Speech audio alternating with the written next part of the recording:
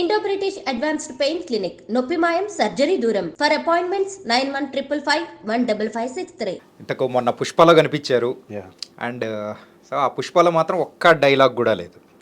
So ఇంతకు కటింగ్లో పోయిందా ఏంటి కారణం? ముందుగా ఐ డ్రీమ్ ప్రేక్షకులకి నన్ను ఇక్కడ దాకా పిలిచి ఇంటర్వ్యూలో కూర్చోబెట్టినందుకు ఛానల్ యాజమాన్యానికి మీకు మనస్ఫూర్తిగా నేను కృతజ్ఞతలు తెలియజేసుకుంటూ, మీరు పుష్ప గురించి స్టార్టింగే పుష్ప గురించి మాట్లాడారు. ఎందుకంటే సో అందరూ కూడా ఒక పుష్ప వైబ్లో ఉన్నారు. ఇంకా ఏంటంటే కొత్త సినిమాలు వస్తూ ఉన్న సంక్రాంతి సినిమాల మీద ఇంకా ఆ దృష్టి పోతున్నా కానీ ఇంకో పక్క మాత్రం ఆ పుష్ప ఫీవర్ అనేది ఎక్కడో చోట పట్టుకొని ఉంది. ఫస్ట్ పుష్ప కంటే ముందు ఇక్కడ అసలు ఆర్టిస్ట్గా ఎందుకు వస్తాడు ఒక మనిషి అనేది చెప్పాలంటే, మనిషికి జననం ఉన్నట్టే మరణం ఉంటుంది. మరణం మనిషికి ఎప్పుడు చివరి చరణం కాకూడదు. మరణించిన తర్వాత కూడా చిరస్మరణీయంగా మనిషి ఉండాలి అంటే సినిమా ఇండస్ట్రీ మాత్రమే ఆ చిరస్మరణీయంగా మనిషిని బతికిస్తుంది.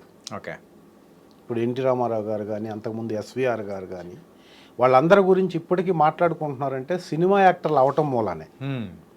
సో కాబట్టి నేను కొంతమంది హృదయాల్లో చిరస్మరణీయంగా ఉండాలని, యాక్టర్ కావాలని నేను ప్రీవియస్ ఎడ్యుకేషన్ ఫీల్డ్లో ఉండి ఎడ్యుకేషన్ నుంచి ఇండస్ట్రీకి వచ్చి, సరే 250 సినిమాలు మీరు ఎలాగ అడుగుతారు, అది 250 సినిమాల ప్రస్థానంలో ఈ పుష్ప అనే సినిమా ఒకటి.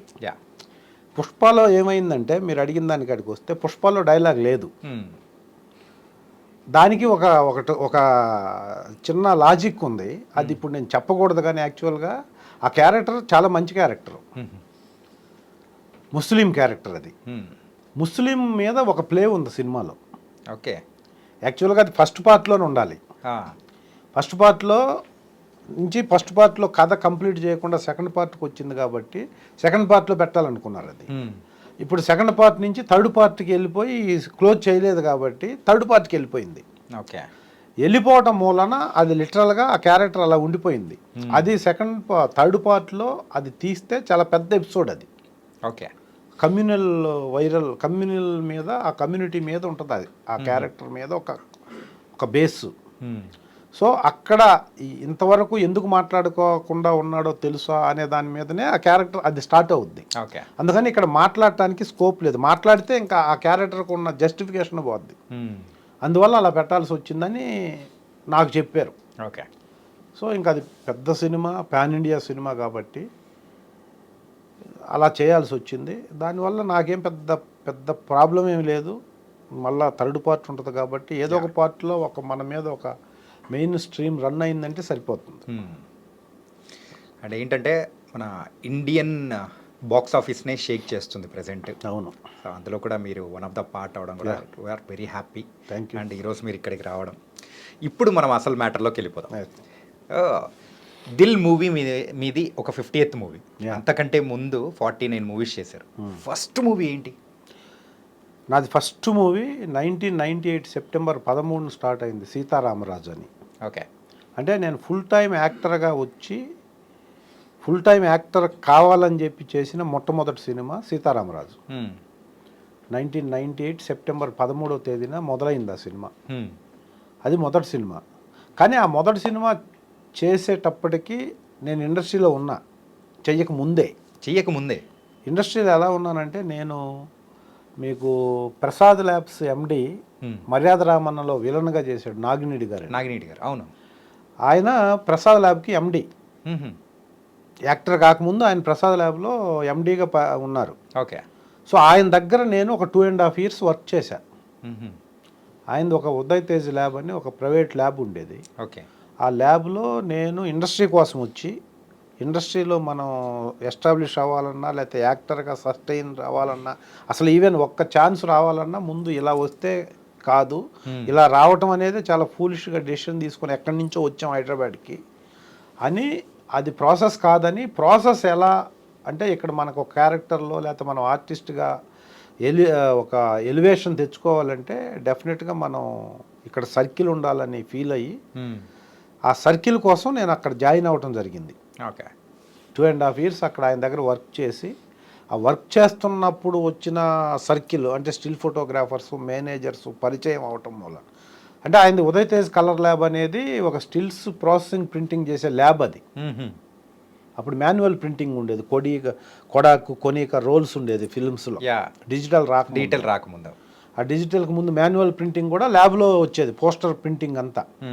సో అది ఒక ల్యాబ్ ఆయన స్టార్ట్ చేస్తుంటే నేను వేరే రికమెండేషన్తోనో ఎలాగ అక్కడికి వచ్చి ఒక నార్మల్గా చిన్న ఒక 1380 రూపాయలు శాలరీతో అక్కడ జాయిన్ అయ్యాను నేను. 1380 రూపాయలు అంటే 1500. ఆ కటింగ్ ఏమన్నా అట్లే లేదా? స్టార్టింగ్ 1200 శాలరీ, 1300 శాలరీ, 1380 రూపాయలు శాలరీ, 180 రూపాయలు బస్ పాసు. అరే 1300 శాలరీ, 180 రూపాయలు జనరల్ బస్ పాస్. అప్పుడు 180 రూపీస్ ఉండేది. ఆ బస్కి పాస్కి నేను ఇస్తాను, వాళ్ళు 1300 నీకు శాలరీ ఇస్తాను అన్నాడు. అంటే ఆయన అలా ఇవ్వాలని కాదు, నన్ను చేర్చుకోవటం ఇష్టం లేక, ఇదైతే ఇంకెలాగ ఈ శాలరీ అయితే వెళ్ళిపోతాడు, జంప్ అయిపోతాడు అని చెప్పి అలా చెప్పాడు ఆయన. సో నేను దానికి ముందు 6000 శాలరీలో ఈనాడులో జాబ్ చేసేవాడిని, ఈయన కాడికి రాకముందు 6000 అక్కడ జూనియర్ మార్కెటింగ్ ఆఫీసర్గా. ఓకే. సో అది ఎందుకు చేశాను అంటే, అసలు మాది ఇప్పుడు ఏపీలో ప్రకాశం జిల్లాలో కందుకూరు అనే ఒక టౌను. నేను అక్కడే పుట్టి పెరిగి అక్కడే డిగ్రీ వరకు చదువుకొని ఆంధ్ర యూనివర్సిటీలో ఎంఏ చేసి, మళ్ళా ప్రకాశం జిల్లాలో ఎంఈడి చేసి, నేను 1991లో ఒక స్కూల్ స్టార్ట్ చేసి స్కూల్ కరస్పాండెంట్ కమ్ ప్రిన్సిపాల్గా ఉండి, నేను చదివిన కాలేజీలో ఎకనామిక్స్ లెక్చరర్గా పనిచేసి, ఇదంతా రన్ చేస్తూ 92 నుంచి 97 వరకు, 96 ఎండ్ వరకు నేను 75,000 నుంచి 1 lakh వరకు నాకు దగ్గర ఉన్న స్టాఫ్కి శాలరీలు ఇచ్చేవాడిని స్కూల్లో. అది నా హిస్టరీ అసలు ఊర్లో. ఓకే. అయితే ఆ స్కూల్ స్టార్ట్ చేసిన దానికి రీజనే ఫిల్మ్ ఇండస్ట్రీకి రావాలని. ఇదేంటి ఈ లాజిక్ నాకు అర్థం కాలేదు. ఫిల్మ్ ఇండస్ట్రీకి రావాలంటే ఫస్ట్ మనకి ఫైనాన్షియల్ ఎఫర్ట్, ఒక సపోర్ట్ ఉండాలి, స్ట్రాంగ్ ఉన్నది, ఫైనాన్షియల్గా స్ట్రాంగ్గా ఉంటేనే హైదరాబాద్లో వచ్చి లైఫ్ లీడ్ చేస్తూ ఆర్టిస్ట్ అవ్వాలని ట్రై చేసుకోవడం అవకాశం ఉంటుంది. నాది అగ్రికల్చర్ ఫ్యామిలీ, మా ఫాదరు వాళ్ళు అగ్రికల్చర్ చేసేవాళ్ళు కందుకూరులో, ఒక చిన్న రైతు మా ఫాదరు. సో అక్కడి నుంచి ఫిల్మ్ ఇండస్ట్రీకి రావడానికి ఒప్పుకోరు. ఫస్ట్ చదువు అంతా అయిన తర్వాత ఎందుకు ఒప్పుకోరంటే మనకి బ్యాక్గ్రౌండ్ లేదు. ఫిల్మ్ ఇండస్ట్రీలో ఈవెన్ 1% కూడా మనకు తెలిసిన వాళ్ళు లేరు. హైదరాబాద్లో వెళ్ళి ఫిల్మ్ ఇండస్ట్రీ యాక్టర్ అంటే ఇది అయ్యే పని కాదు, కాబట్టి ఒప్పుకోరు జనరల్గా. ఒప్పుకోవాలంటే వాళ్ళు ఒప్పుకోకపోయినా మనం ఇక్కడ వచ్చి ఉండాలి అంటే డబ్బులు కావాలి. డబ్బులు ఎవరు కాబట్టి ఏంటి అంటే, అప్పట్లో ఒక ఫ్రెండ్ నేను కలిపి ఇలా ఒక కోచింగ్ సెంటర్ లాగా ఒకటి స్టార్ట్ చేద్దాం, క్లిక్ అయితే చూద్దాం అనే ఉద్దేశంతో కృష్ణ చైతన్య రెసిడెన్షియల్ స్కూల్ అని నేను డిగ్రీ అయిపోయిన సంవత్సరమే స్టార్ట్ చేశాం.